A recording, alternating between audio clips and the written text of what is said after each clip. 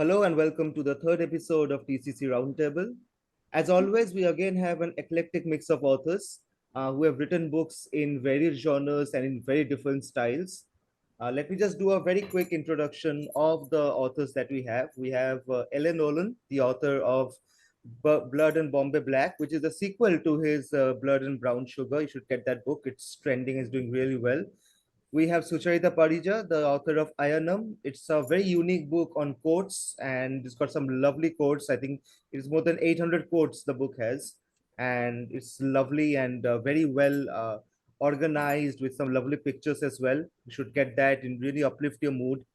And we have Dr. Prashant Nayak. His book, The First Wave, is sort of a memoir on his journey and his times during the first wave of the COVID pandemic. And of course, we have Minakhee Mishra, whose poetry book, Shades of Existence, just released and instantly became a bestseller. So whoever says poetry is not selling, that's not true. So Minakhee is a proof of that. So as I said, the authors we have, it's very eclectic, very different. The genres are very different. Lee's book is a crime thriller. Sucharita's is a book on quotes. Dr. Prashant Nayak's is a non-fiction, and then Minakhee's book is, of course, on poems. So welcome, guys. We'll have a very quick we you know very quick synopsis of what your books are about, and what made you write them.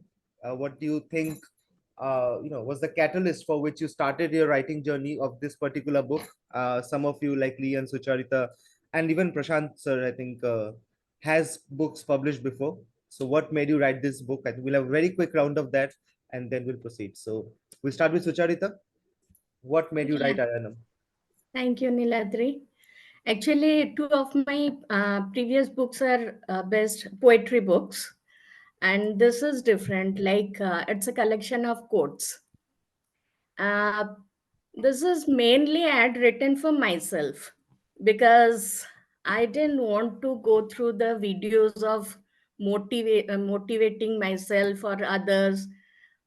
Even I had read the this one by Robin Sharma, the quotes, daily quotes by Robin Sharma. I had seen that also.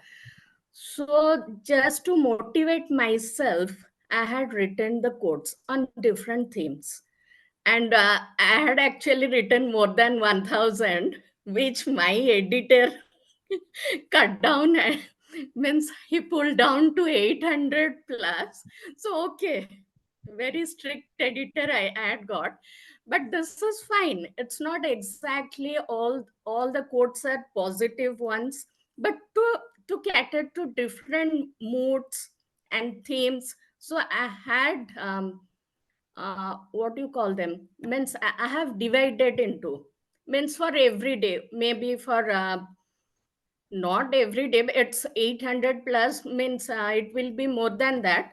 But the main focus was for the virtues, women, morning, sunset, sunrise, many things were there. So for a change, this was previously lying with me, but I thought, why not? Means like some general kind of thing. I think I had discussed with my editor, and he told me, yeah, this is unique. This means not many of them are code books. So I thought, okay, I have written two poetry books, so why not quote? Means it's a very good gift for everyone, actually. Means maybe for from the teenager to 60-year-old or 70. So this is the best gift what I had thought. First thing was not to motivate others, but to motivate myself. I had written all this. So Right. this is the main thing, the main idea was behind this. So why not try something else apart from poetry or short stories? So this is new to me. I don't know how far it will go and all, but I think it should be read by everyone who wants to uplift their mood or need some motivation, a little motivation also, or inspiration. For that, this is the main reason for writing it. Yeah, that's all I can say about the book. Great, lovely. I don't know why editors get such a bad rep. I mean, I'm pretty sure the editor wasn't that bad. Uh, I think Yeah, I cannot tell that. I cannot tell that.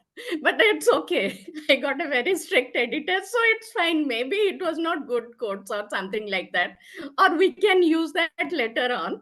But it's okay. But it became 200, I'm 240 I'm I'm pages. I'm pretty sure he had his reasons. Let's not. Okay, Yeah, I think that's split the okay. apple That's into the okay. editor was okay. Okay. So Lee, what made you write the sequel to Blood and Brown Sugar? Was it always on the cards, or did you develop it after the first book came out? What happened? Well, the short answer is no. I didn't intend a sequel. Although if you read in Blood and Brown Sugar, the end of it is left a bit ambiguous, and it does sort of beg for a sequel or a continuation, but that wasn't the original intent.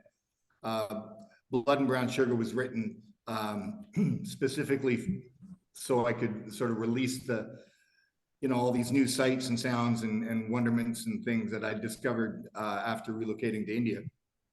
And so that novel was just, it reads almost like a, excuse me, it reads almost like a travelogue in places. And much of what I've written in Blood and Brown Sugar were my own actual experiences riding through India.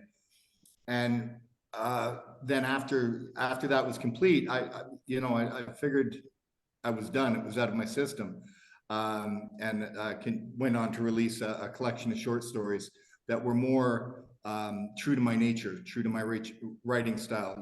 I'm primarily a horror writer. I prefer to dwell in the dark and the shadows and the macabre. I've been labeled a crime thriller writer simply because my first fiction release or my first commercial release was a crime thriller. But truth be told, I'm more of a horror writer. And so that came out. But during the process of writing Crater Rags and Bones, some of the characters from Blood and Brown Sugar just wouldn't leave me alone. I mean, they'd be there in the mirror when I was brushing my teeth. They'd be in my dreams. They were pestering me. And even during the writing of Blood and Brown Sugar, there were some secondary characters that were absolutely demanding more time on the page. And so I guess, plainly put, the characters themselves just wouldn't leave me alone. And I knew that I had to tell, pardon me, I had to tell their story as well. So that led to Blood and Bombay Black.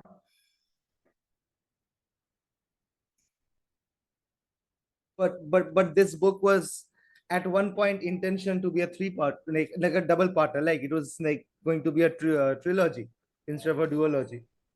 Well, that wasn't my intent at all when writing Blood and Bombay Black. It was supposed to be the end of the series. It got away from me, and I guess with that goal in mind, it got a little lengthy. It crept up to 130,000 words, and when I submitted that to my publisher, they freaked out and they said, we can't. This isn't going to sell. It's too big. We've got to hack it down. We've got to do this. We've got to do that to it. And I very reluctantly agreed to split it into two parts. But then through the editing process, I found a very sympathetic editor who sort of shared my vision about the book and said, no, we can't cut this. This story's been told the way it's been told, and it needs to remain as a complete package. So thankfully, with a little bit of persuasion from the editor and some persistent whining from myself, the publisher relented and released it as a single novel. But unfortunately fortunately, I suppose, the story has evolved to a point now where it's not resolved, and I think there's going to have to be a third book to wrap everything up.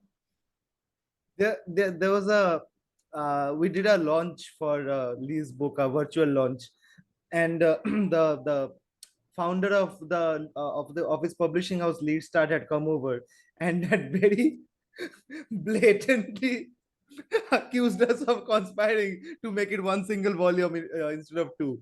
But yeah, it wasn't going to be it was never meant to be a double book, I guess. But it was again, wonderful written book.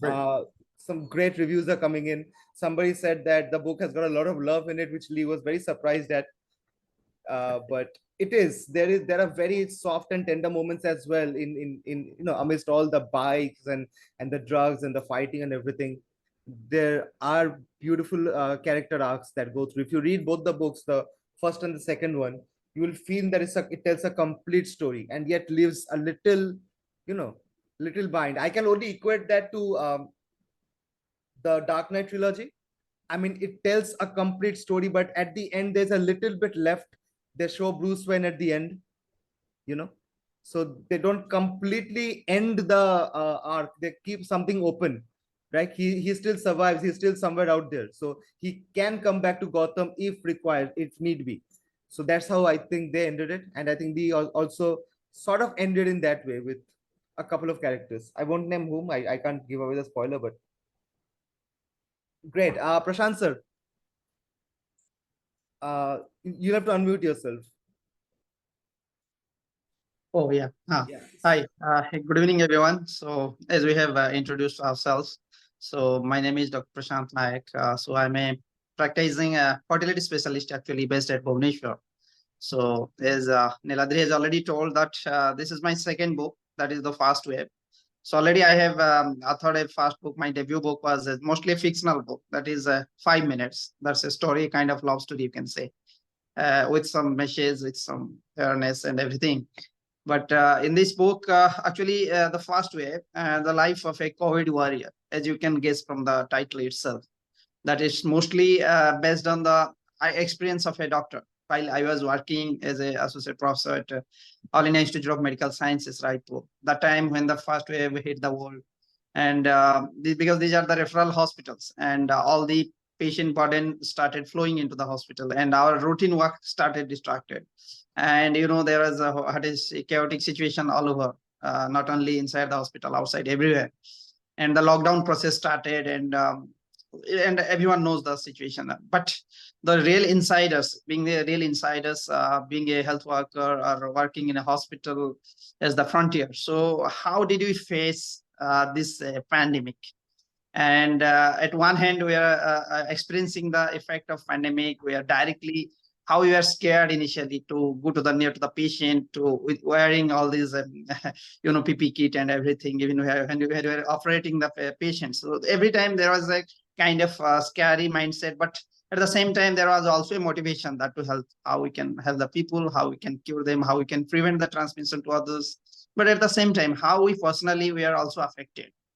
Because we are staying in quarantine away from home for months and all. So how it affected our psychology.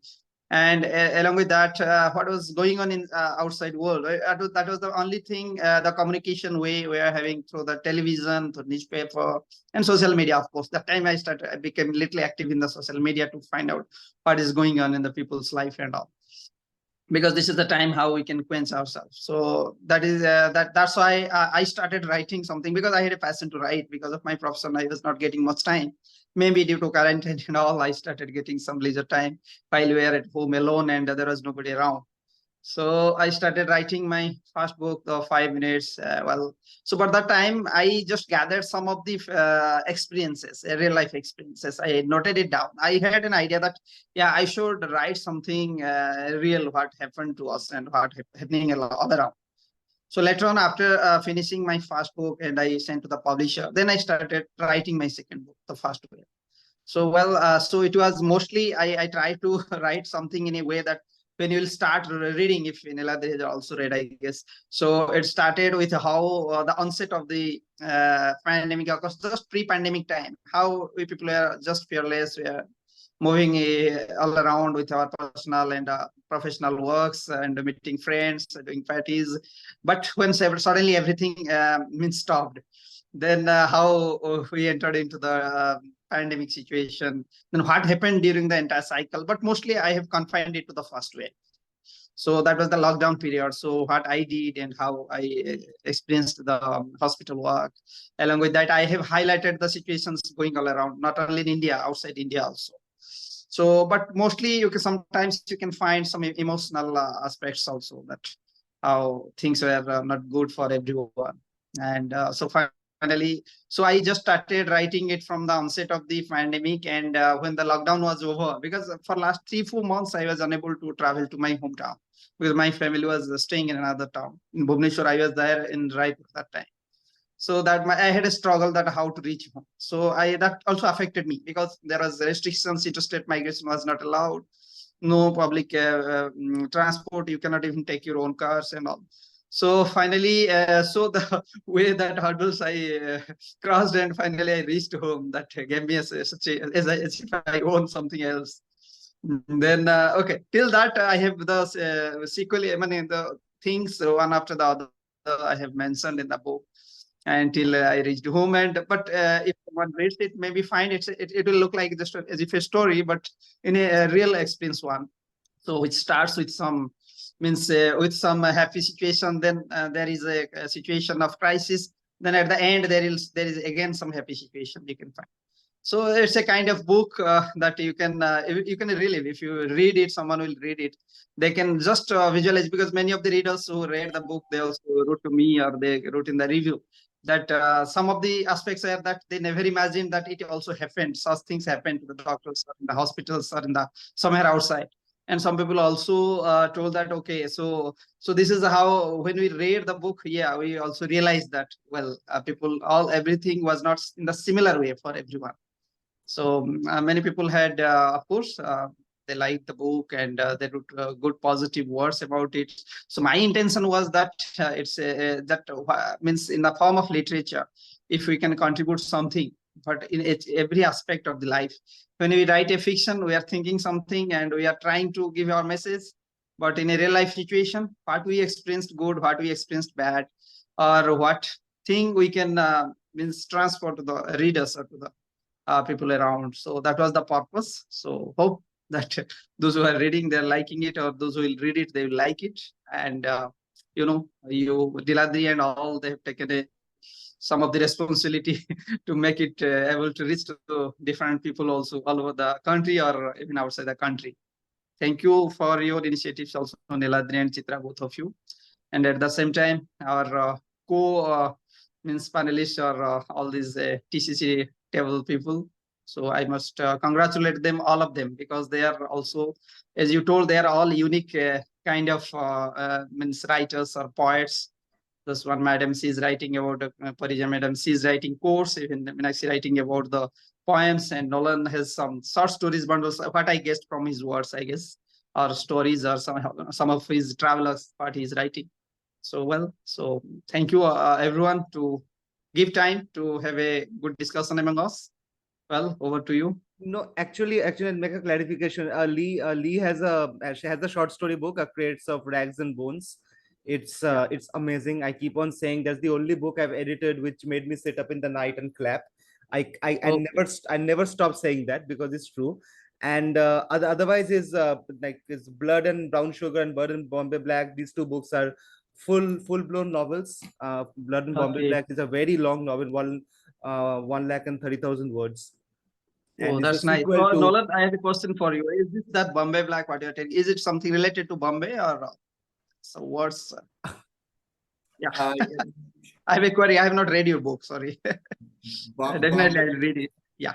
Bombay Black is a particular strain of hashish. Okay. Okay. Understood. It's the book is because Lee is a biker himself and is associated with, so he has with bike groups and clubs, he has an idea of how this works. So what he has done is taken that concept and he has sort of amalgamated that with an imaginary plot of what if there's a lot of drugs and smuggling involved with all that.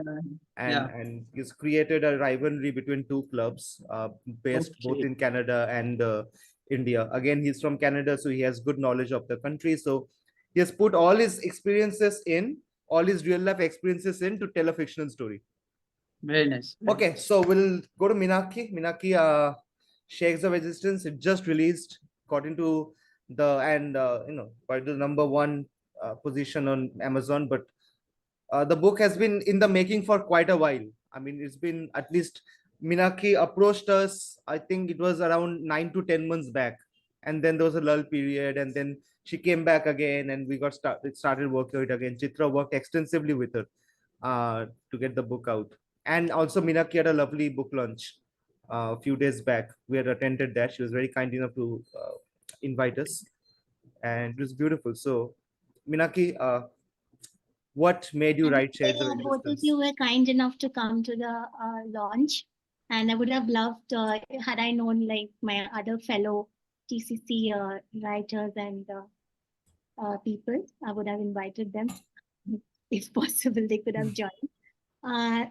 So yeah, you're right. The book has been in making, but the thing is that I had never written any of the poems as it was more of an expression of the kind of emotions I would feel, whether it is a piece of news or whether it is something I would be feeling in the moment. So it was more of an expression through many years. So I had not thought of writing as a book, but yeah, it has and when it became more one layer of poem after the other, then this idea germinated that probably it can be a book. So I'm simultaneously also been writing fiction. So in NaNoWriMo, I completed I think 15,000 words. Yeah. So that, and there is there is a lot of things in the making. Short stories also. Hopefully one by one they'll be coming out. So given a choice, I would just sit down and write because write or and paint. These are the two of my passions. So in the first book, that is Shades of Existence, I have tried to incorporate both of my passions. That is writing as well as the cover page has also got my artwork. Then there are also relevant pieces of artwork which is relevant to the poetry inside the book. And so many of my friends also who know me very well, they had shared this dream. They were like, oh, whenever you write or publish this, we need your autograph. So yeah, it made me feel good. But I know like right now, the process of publishing a book, I think I'm very restless. As in, I think Lee has so much of experience, and probably he has gone through a traditional publisher. So it takes a lot of time, I'm sure. And there is a lot of rejections and all that. So probably I'll have to build that kind of sense of, calm in order to reach there.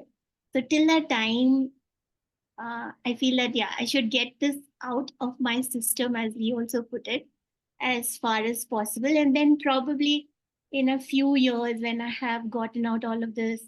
That said, congratulations, Lee. I don't think it's possible to write so many novels without being really passionate, because it takes a toll on yourself. Like, I feel there's one book in everyone, but having 2 or 3 books is amazing. That's great. And also, like, I feel I'm among veterans, being a debutant writer here. Everybody has published a second book. All the same, I also feel that it's like a child. You have to nurture it. Just publish it and leave it. That's not enough. So you have to nurture it, as in promote it, keep on, and also self-love. So unless you really love your work, and in order to promote it also, you have to love it, right? Because there is always that sense of, oh, Yeah. that kind of thing. Why am I doing this? Too much of publishing, publicizing yourself or promoting yourself is not a little bit foreign to me. So, but at the same time, right now, I feel that that's important, and trying to do it in several platforms. And each of the poem, I would, if at all you get a chance to read it, is something which I have put my heart out, as in, I feel it's a peek into my soul. And at the same time, probably you will relate to it at some levels, because these are human emotions after all. So yeah, let's see where it goes. Lovely. I wholeheartedly agree. A book, whenever a book comes out, it's like your child, and you never, even the child may grow old and move out, but you never stop caring for it. If it's out there, you never stop caring for it.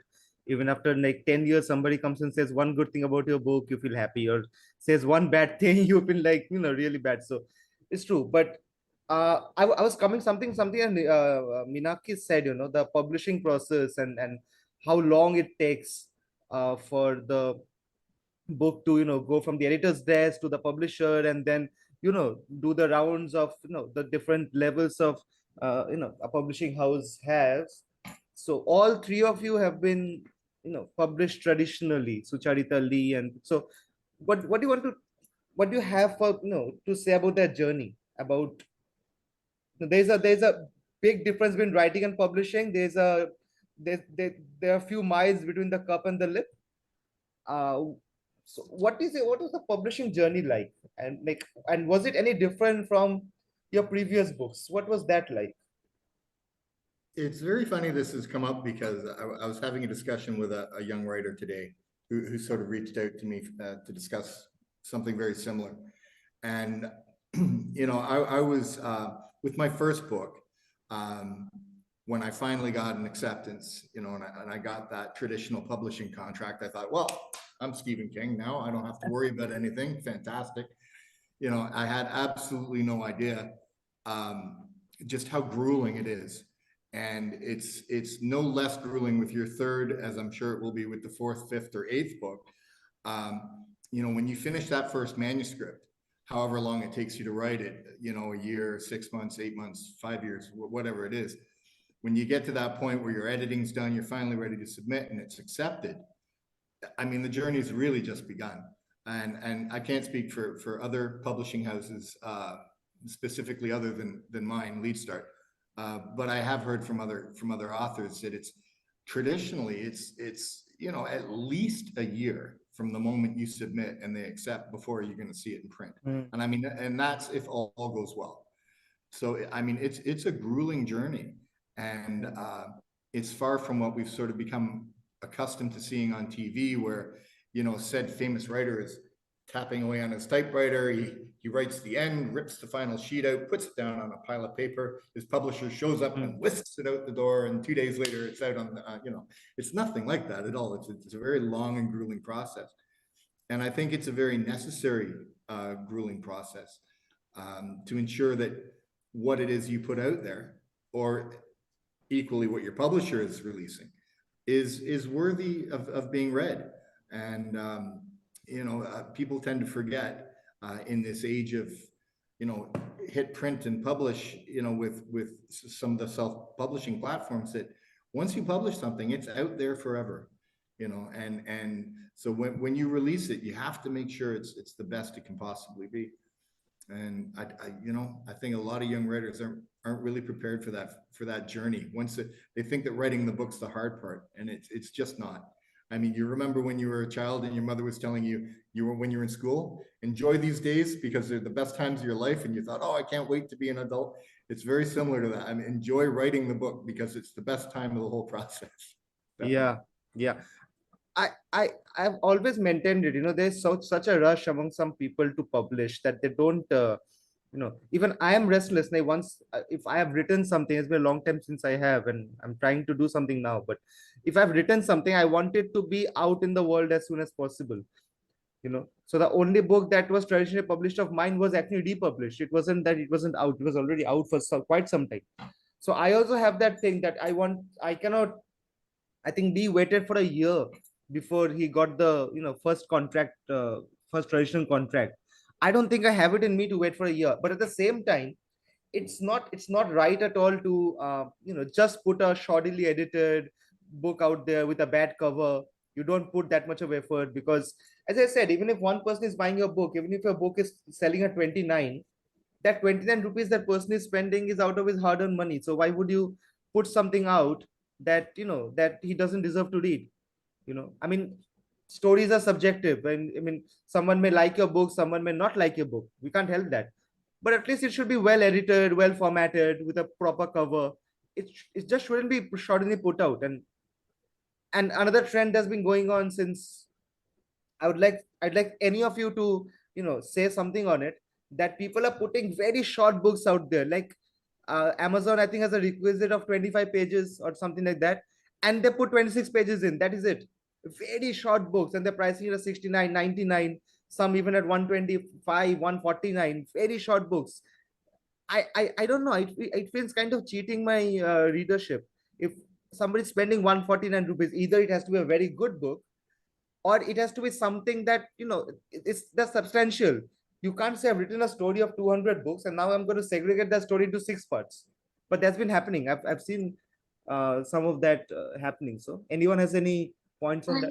I actually feel very like agree with what Lee just mentioned, that it's not right to put out anything which is where you are not putting in your 100%, right?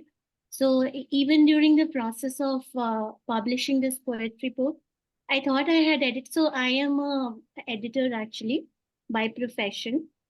So I thought I had edited it very thoroughly. And then Chitra said that we should order this book first and read it. So that's what we did. And I'm very grateful to her that she said that, because when it came back, there were like, even during, so I had actually asked few of my friends and family people to actually share a few quotes and which will become like mascots within the group. So these quotes, I would put inside a bracket the names and all. So there were spaces in some places, there will be spaces. I would not have realized this had I not got it in hand, the book. So yeah, then I again went back and edited it. So that process is really grueling too. And that said, I would not, I'm a very bad critic, I would say, because I feel everybody wants to do their best. Whether it is a short or a long or any kind of a book, it at the end of the day, it depends on the audience who wants to read it. If they want to read that book, fine, go for it. So I really don't have much to say about like what kind of things come out of that creative process, be it a movie or a book or anything. I might criticize it at my own level, personal level, but I think whether it is an artist doing an artwork, it is their perspective, and if they want to get it out, fine. And obviously, if it is liked by the people, they'll come to know. If it is not, they'll receive the stones and pebbles. Yeah, exactly. I also want to say the same thing.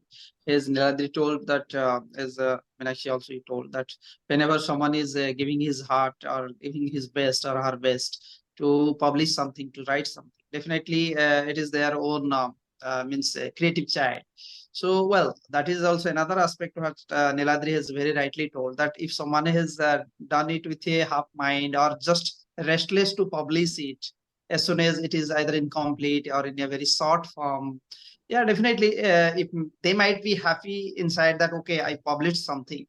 Okay, we may read a short story, may get happy also, but as a writer and as a reader, he also told his perspective that yes, someone should make it complete, or someone give his full efforts. When we publish a book, means it should have its own minimum requirements should be fulfilled. So, well, so maybe the beginners, the writers who are writing in the first time and all, even I have done, means if I'll go to my experience also. So definitely there was a restlessness. Once I completed the book, I just wanted to publish it. So I didn't wait much. I sent to different publishers. I didn't wait much. Of course, I gave a long time for it, 5-6 months to write, to revise, to edit and all. But and when it came to the point of publishing, I was restless that it should come out fast. I should, because there's a fast publishing, right? It's a fast book. So that happens, that happens. But yes, always we should also learn from the veterans, the seniors, those who have already published so many books, traditional books, and how they work. But as Lee told his experience that, yeah, you have to be very patient and you have to wait for the feedbacks, and we can keep handing over our write-ups to different publishers. If they find it is means good, they can also accept the books. So every time we have to be patient in such process. I think Sucharita when she got a book to me, she was very clear on the fact she wasn't after deadlines, she wasn't after timelines. She just wanted the work to be as good as possible in whatever time it takes. I was also talking to TCC is, slowly we are tiptoeing into the global space. We are going international. So I was talking to an author from US, and she was saying that, after writing the book, I don't care if it takes 1 year to edit it. If my editor takes 1 year to do it, even if it's a short 40,000 word book, I don't care if it takes 1 year to edit. I want my editor to take that time and to give 200% to it, to make it as good as possible. And I don't care how much they're charging me, because I know that even if I don't get the ROI on what I'm spending on at least editing, what I am doing is I am preserving my image and my credibility in front of my reader. Because the reader never says that, even if the book is badly edited, the first blame will always go to the author, because you're reading the book from the author. You're not reading the book from an editor, right? Yeah. Nobody's reading a book from, so and so editor. They might be there in acknowledgement and whatever, but you're saying I'm reading a book by Nolan or Sucharita Parija, not Niladri Shekhar Mitra, to be very honest, right? So I think it's very important for the author to maintain that kind of clarity of mind, to see to it that the book is well edited, at least. So, Yeah, Niladri, on that note, I will tell you something like uh, whoever has read my book, like the last two poetry books and this one, the third one, it has just completed 1 month. They said your book covers are always very good, and the title of the books are very unique. I was going to Means come to that, but chalo. yeah, okay, fine that. Then you come to that. And I have something to add, like editing and all you what you said. And in the social media, the age of social media, whoever is writing very short things like micro and all, uh, if they write 4 or 5 lines, they say it poems. But uh, I don't consider that as haiku is something different. You have some sort of means you have that is something very different. But just to get recognized as poets or writers, they're writing 4 or 5 lines, and means there is no connection between the lines and the sentences, something. But everybody wants to be recognized as writers, which is really putting me off. Means and I'm a very voracious reader, and I have read and posted reviews of many books, and so many books which are really below the means not even the standard, but I have to read. And because I had promised them that I will post a review, I cannot give less than 3 stars out of Yeah. 5 also. But Yeah. that's really means it's going to be means in my mind, I just toss the book. Means okay, I have done it, but it's not a book, because I the think- readers are decreasing nowadays and everybody wants to compete as writers. And here what you told, it's really good. The editing means an editor can make or break a good author. Means like a good teacher, means the student can depend on the teacher, because the teacher is the guiding light and he can make a student or break a student. Means the confidence level and everything. Here the editing part actually is very, very crucial, and nobody is I think they're not realizing it. They think that whatever we have written, and in some this self-publishing thing, or even the traditional thing, they don't see, okay, you have Yeah. written it, there is no mistake. They say there is no mistake. Not, I don't know from where they get it. Maybe for AI generated or something that's coming up and everything. But I don't know. They are getting sold also. Hmm. But how the marketing part? Okay, I have not sold 200 copies or 250 copies. But whoever has read my book, they for the first book, they told the English is very high, we cannot understand, we have to get a dictionary. I don't know. The first one. And the third one, okay, it has not spread to many, means it has not actually spread. But this thing, what you told, the editing part, and everybody wants to be a writer overnight. That's the biggest problem. Yeah. Yeah. That people Yeah. want to walk around. Because just the readers like are decreasing and the writers are increasing by Increasing. overnight. Yeah. And that's actually big problem. The thing And with the genuine authors are actually not getting recognized because of this. Because the readers are, means they don't want, okay, everybody is writing. So actually it's distracting. Yeah. I will not tell distracting, but I'm not getting the word actually. Means putting off the readers, means they Yeah. want to move from the book reading things.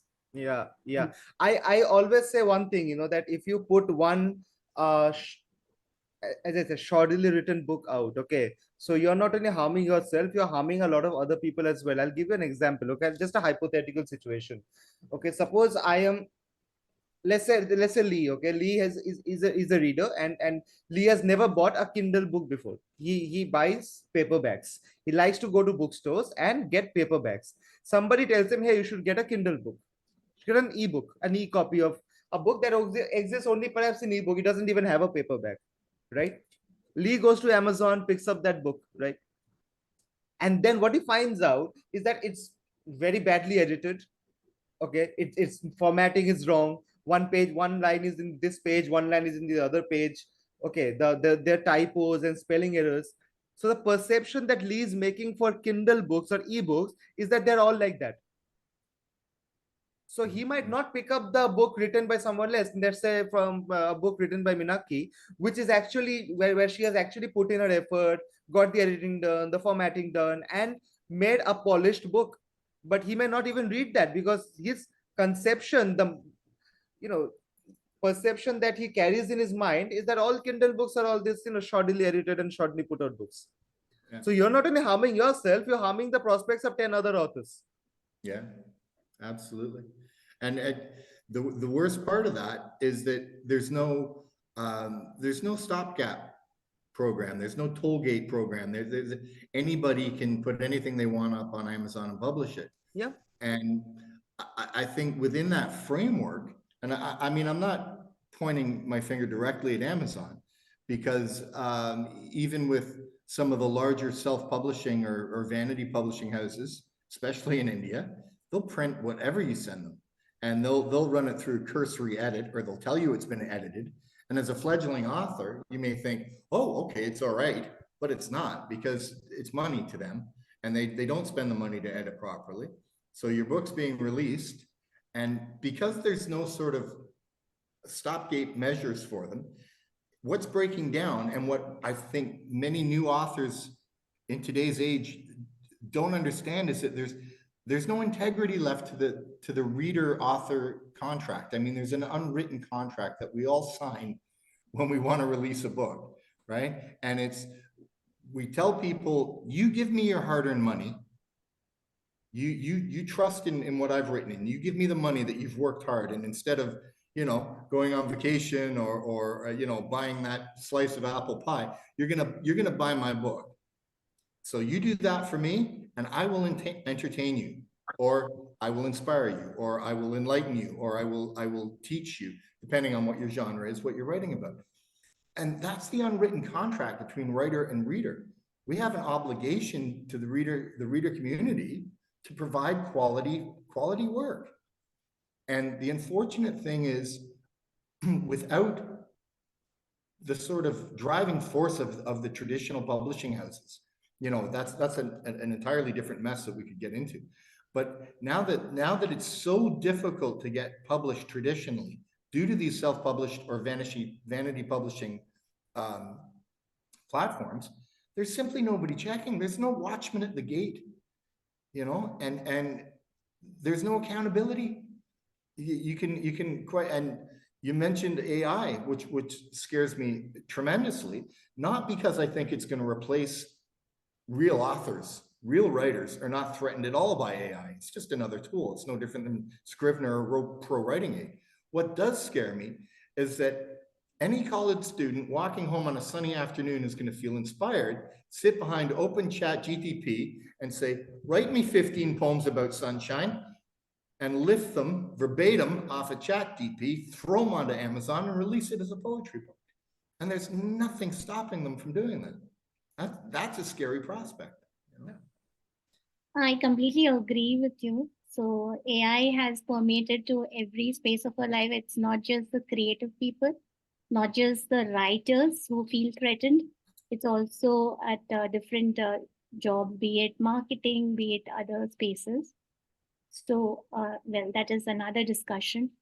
But that said, I would invite all of you to actually read my book, because the kind of unwritten rule between an author and a reader is what I also believe in. And that was the reason why I found a few better readers. And these are actually poets who are celebrated, like Haraprasad Das. He is Sahitya Akademi and Gyanpith Murti Devi Award winner. He's a poet. Then there is a social activist, and she's also an author. Her name is I'm sure you would know Sucharita. Her name is Shruti Mahapatra. So she has also reviewed my book, and I'm happy to say that Chitra recently told me her story and told me about her. So yeah, I know. Yeah, so she has been my sort of an inspiration from childhood. So these inspirations have also been part of the poem. And yeah, although I was in a hurry to publish it, the writing process has not been a hurried one. It's been very leisurely, laborious, and not laborious. I enjoyed the process. But yeah, so probably sometime soon I would take tips from you all and get into the traditional publishing part also. But since very quickly, since AI has come up, I mean, if 5 authors converge on a space in in 2024, and there is, I think, the the unwritten rule is that they need to talk about AI, right? It's going to come up here. Well, exactly. How exactly do you see there is how also, exactly do you see ChatGPT and novel AI? Niladri, they are actually allowing writers to have AI generated content also. Yes, But yes, there's a tick box. Yes, there's a tick box. yeah, Now in so if Amazon, it is yeah. AI generated, as in also the paintings which are displayed alongside great painters, they are also, some of them, AI generated. So we cannot escape this anytime soon, for sure. So I guess there should be genre that AI genre books or poems and all should come out, so that people will discriminate. It is self-generated, it is AI generated. So that's that society Yeah, will but good or for that, bad. don't you think that everybody needs to have that kind of honesty to say that my book has been AI Yeah. generated? Because a That lot will of not people who are even Won't putting out ChatGPT content on social media are not really accepting that it's ChatGPT content on social media. Oh, So it has gone to that extent, exactly. yeah, so I mean, where do you see AI standing in the next couple of years or 3 years? So I work in the marketing space actually, and we are right now actively encouraged to use AI tools as human assistants, like AI agents. Okay, they increase productivity and efficiency for sure. Of course. So, but of course, you have to know how to use them and how to use them in a relatable and contextual way. Uh, that is for sure, like we should know. For example, even if there is a book cover, I'm trying to generate, maybe I can use it to enhance the look, use AI, Mid Journey, for example, to enhance the look of my book. There is nothing wrong with that. Um, but also, there are many genuine writers, as everybody rightly mentioned, who are not getting the space. Maybe they are not so well equipped with knowing the tools, AI tools, probably that puts them in the back foot. Yeah, So, but Leslie said, what about a teenager walking on the road and just having this thought in so his mind that that I want a book out, while and I was at Bhubaneswar, so there was a college student who had just written a book, published it, and she just wanted to show it around, and she had got it. Okay, so so my some of my friends, they read both books and they could make out, this is the one I would like to read, and this is the one I won't like to read. Like, what is there? There's no experience, nothing. So, but again, as I said, I'm a very bad critic. I feel that everybody should get a chance to like display their creativity in whatever way they want. Of course, the world is very harsh. We will have harsh critics around. If it is accepted, fine. If it is not, then. yeah. But do you feel like already before the advent of AI in writing, really, you already had to compete with so many things, other writers, other genres, obscurity, and all of that. And now you have to also fight against AI. Man, robots are writing books. So how do we compete against that? But cream always rises to the top, Niladri. It doesn't matter who or what you're competing against. Good writing will always be good writing, and good writing will never be generated by artificial intelligence. They might get close. It might be really good, but it'll never be great. Yeah. So that's why I honestly believe we have nothing to fear as writers. It may push us to hone our craft to get better, but I don't see how it could ever replace us. Good writing will always be good writing. It'll always come to the surface. I feel more sorry for the readership. I feel sorry for people who are going on Amazon and let's be honest, it breaks my heart, but bookstores physically going and looking for a book now, it's all but dead. I mean, it's some ridiculous percentage, like 60% of the worldwide book trade is done through Amazon. It's insane. And so some poor slob who wants a good poetry book or a good crime thriller or a nice romance or and he goes on Amazon and he's bombarded. And how do you pick, man? How do you know? And so I feel sorry for the readership. And I think this is where you're going to find within the next 5 or 6 years, the reading's already down, right? I mean, reading as a hobby or reading as a pastime is already on the steady decline.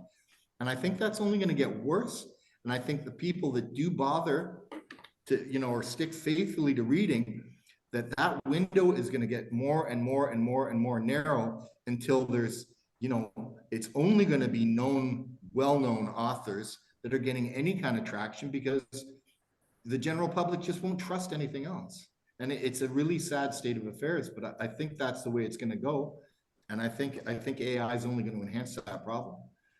Also, I feel AI is here to stay. I think we just need to evolve, ourselves. I mean, I think we have always done that through the course of history. If you see, there have always been new inventions, and we have always evolved and survived as a species, as humans, our output has always survived.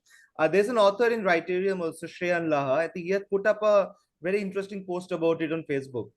That if you see AI as the enemy, it is as the enemy. But if you keep it as an ally, if you use it judiciously, and as Lee said, original content will always sustain. I'm not saying it's going to always thrive, but it's going to sustain.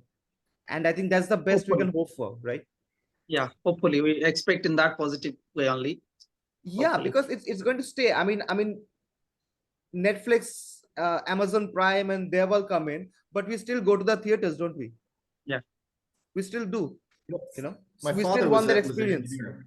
My father was a draftsman. Okay, he designed aircraft wings. Okay, did his whole life, and well, he started as an apprentice, worked his way off the shop floor, and eventually became a draftsman.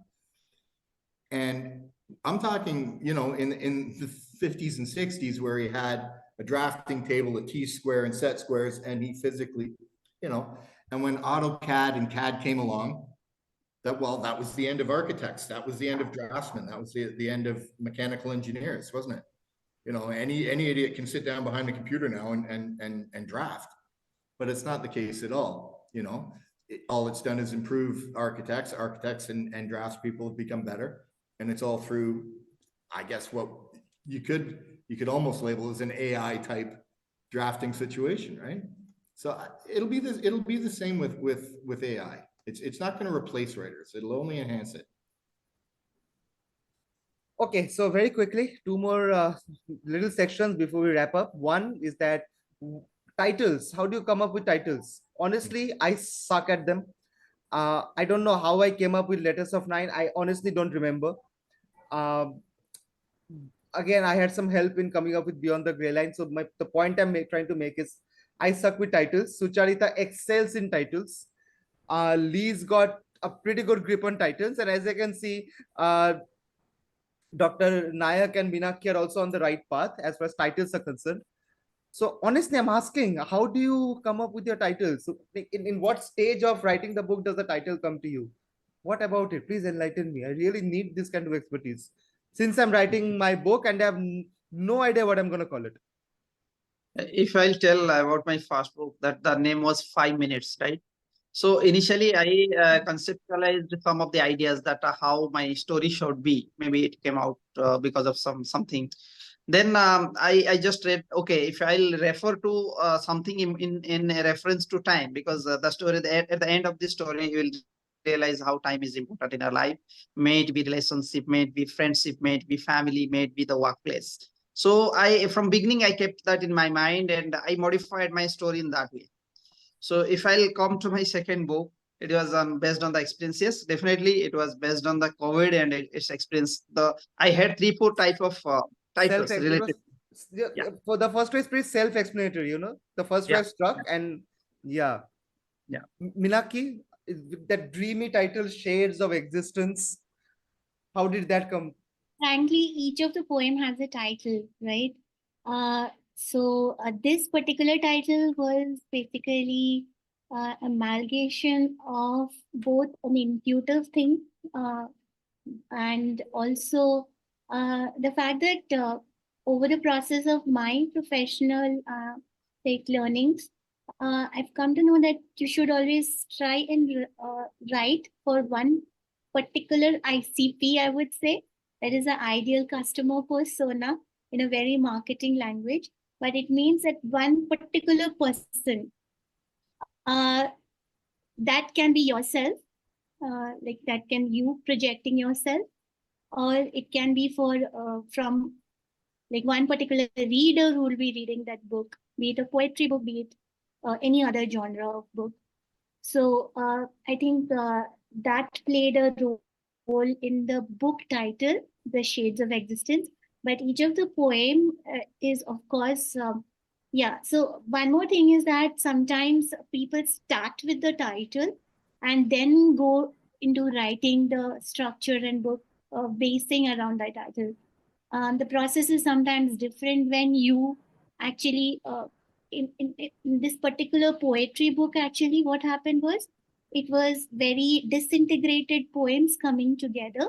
So the title rallied around the poem.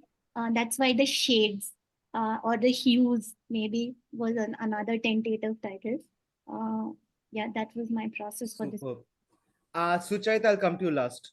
When it comes to titles, Sucharita should be the last one. Lee, Blood and Brown Sugar, A Crate of Rags and Bones, Blood and Bombay Black. These titles are always very stylishly, I can't find the word for it, but they've got a certain style to it, a certain style and a certain kind of macabre kind of feeling to it. How do you come up with the titles? There's each of the titles, and for my short stories as well, titles relate very heavily to the story, as they should. But there's always a hidden meaning. There's long, in-depth explanations for all of them, and just for the sake of brevity, I won't go into it. But by way of example, like Blood and Brown Sugar, for example. It's a snappy title. It's you immediately assume violence and, you know, some contrast to that with the brown sugar.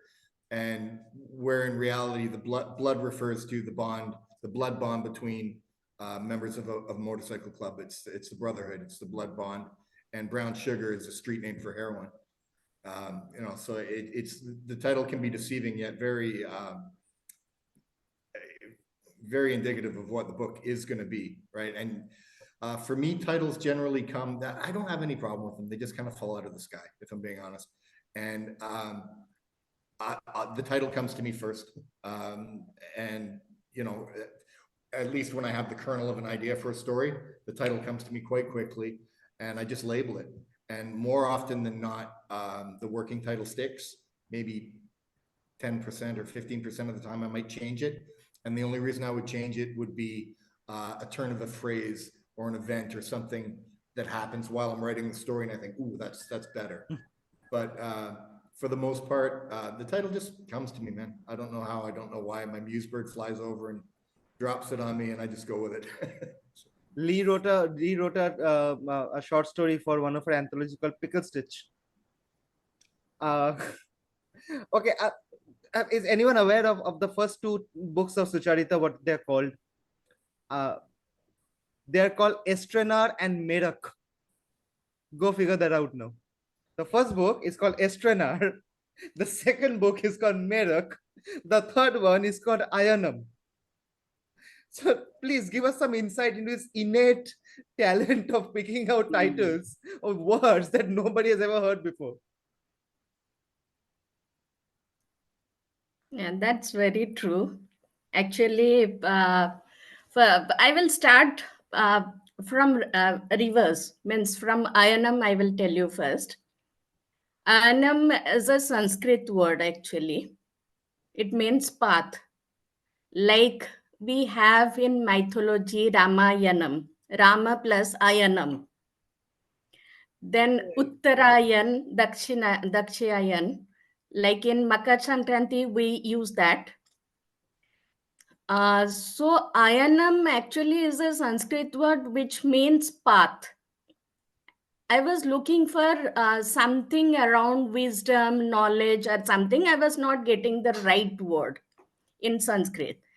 And my philosophy for book title is I didn't want to go with the general ones. No offense to anybody, but my book title and book cover, I always wanted it to be very unique and attractive, because that is the first thing the readers get attracted to. A nice cover, attractive cover, and the book title. And all the three of my books, they're very unique. Means like Estrenar, the beginning of a new journey. It's a Spanish word, which means first time. And that was my debut book. I had to research a lot, okay, for that, because typical ones I didn't want. And it had to mirror my the themes of my poems also. Otherwise, give something, the title will be something, the inside story will be something different. The first one was Estrenar is a Spanish word, what I told you at the first time. Then it was my debut book. So it resonated actually. And second one is Merak. It's a Serbian Turkish word, which means bliss, happiness, everything. And when I was researching also, I found out you have some constellation in the name of Merak. I never knew about it. So thankfully, when I researched, I got some knowledge about that also. So one of my poem was, the title was Bliss inside the book. So that also echoed with that. Connected, And yeah. third one is Ayanam, means I had to struggle a lot for this. And I had to ask my Sanskrit teacher also. He had given me 5 or 6 names. But this one I found it, means Ayanam, the best one, because it's the path. It's Yeah. so for that reason, I had to actually go through the internet So many times for many foreign words or something I had to.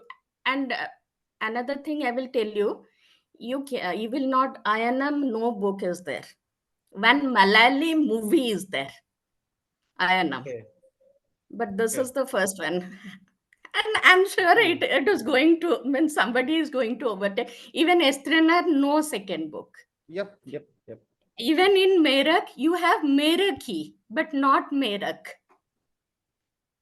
So that is okay. I'm happy about that.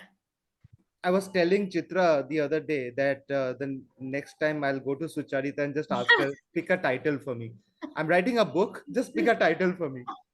Because she always comes up with all these exotic titles, as you said. But yeah, it's great to also know that, you know, somebody, it's a lesson, you know, for anyone who's just, you know, putting out a book out, as we are talking about, that there's how much an author you know, works and perseveres into something as basic in a book as the title. You know, it's everything is a labor of hard work. Nothing comes easy. I think that's also a lesson for anybody who's starting out, that don't take anything for granted. Even your title means that there's a lot of thought that Yeah, goes and behind the some AI is not going to overtake this, because I have seen AI generated AI titles. Yes, yeah, book covers and all, and you can make it out. Means they're actually not good. yeah, Means of course you can. you can actually distinguish the genuine ones, the graphic designer who has worked with it, and the AI generative pictures, book covers. I have seen in so many covers.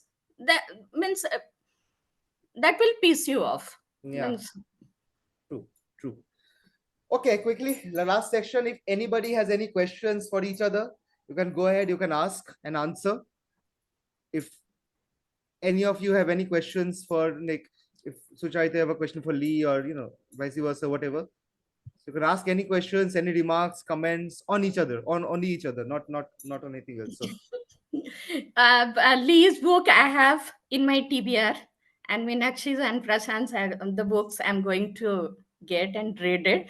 And I assure you, I will give you good reviews. I Thank would you. rather have an honest review. That's okay, even if Amazon doesn't sustain the 5-star, but I would like to have an honest review. Yeah. Honest I review is will give always you that. welcome. Whoever.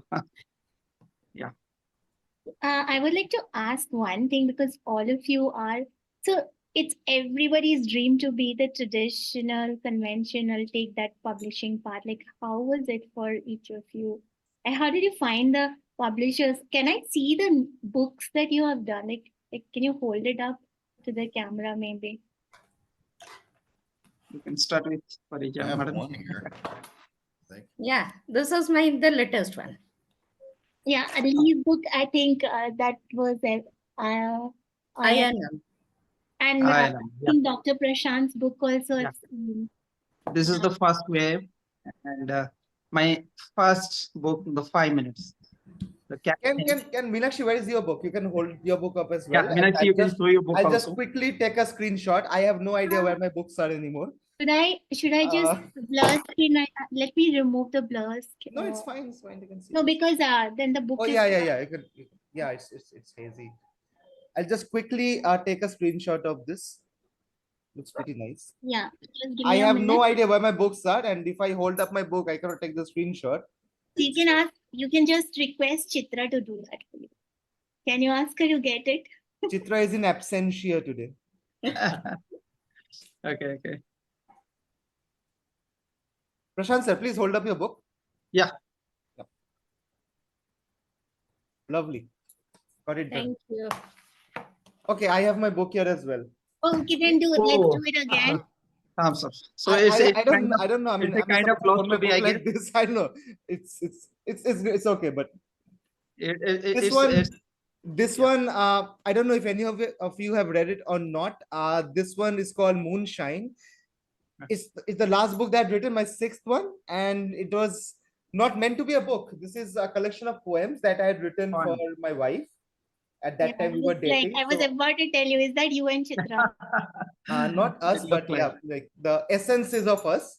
So what happened is that I used to write. I still try to, but things have become a little difficult. But I used to write one poem for her every month on the day we started dating. which is That's the great. 7th. So on the 7th, every month I would write a poem and follow it up with another 1 or 2 poems in the, the rest of the month. But on 7th, I would write and narrate a poem to her in English or Hindi. So after a year or so, I think It became Chitra published said in that, the book. you have this, you put it in a book. So I put all Yeah. of that in a book. So how many poems are there? I think I have not read about this. 50, 52. 50 poems. Good 50, numbers. 50, Lovely. 50 or 52 poems or 56 poems, something like that. So Okay, can I a quick question to Lee? Yeah.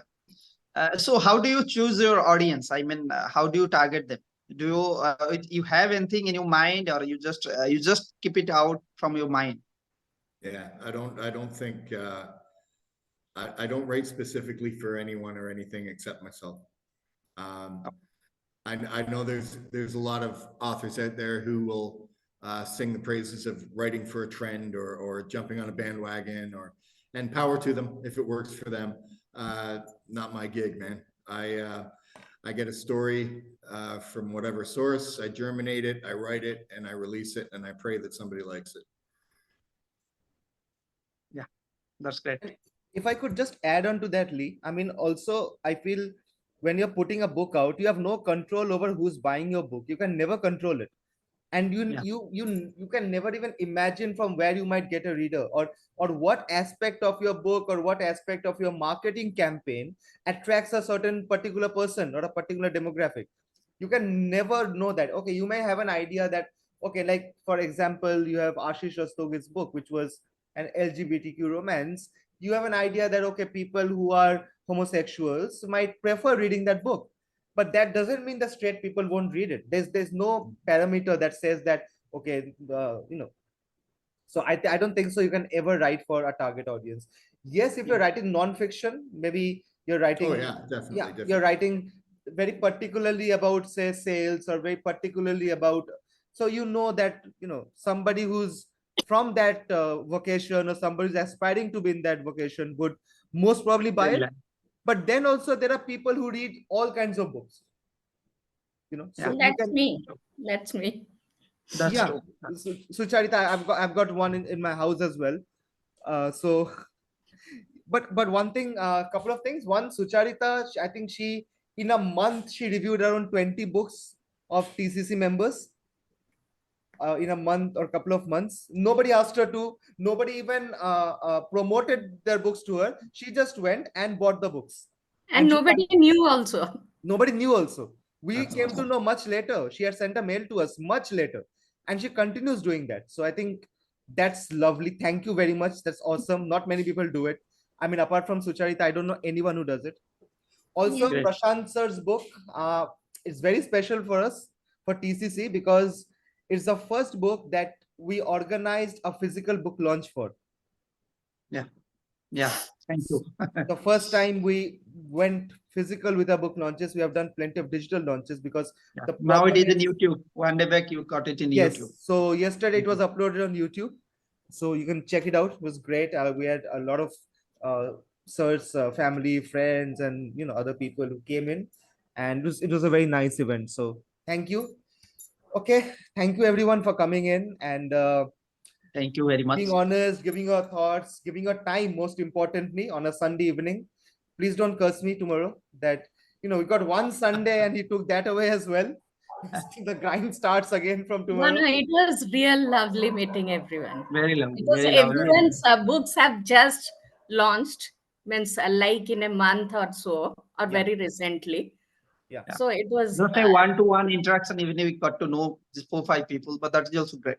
It was effective, really. I'm pretty sure we'll get more. We are planning our community meet in most probably in March or April. So you'll get to meet more members. Okay, thank you very much for coming, and thank you for watching. All the books that's mentioned here, Blood and Bombay Black, The First Wave, Shades of Existence, and Ayanam, the links will be given in the description. Please go ahead and like this video and subscribe to TCC's YouTube channel. As I just mentioned, Prashant sir's book launch was uploaded yesterday. A few days ago, we had Lee's book launch, and a new event is coming up where we'll have Sucharita's book success party, because the book is doing really well. So we'll have all of that, and a few other things are also being added to our YouTube channel. So please do subscribe and share this video, share the channel with your friends and family. And I hope we get to bring to you a lot of literary content in the coming days. Thank you and goodbye. Thank you so Yeah, much, thank you. Niladri. Thank you so much. Great night. meeting you all.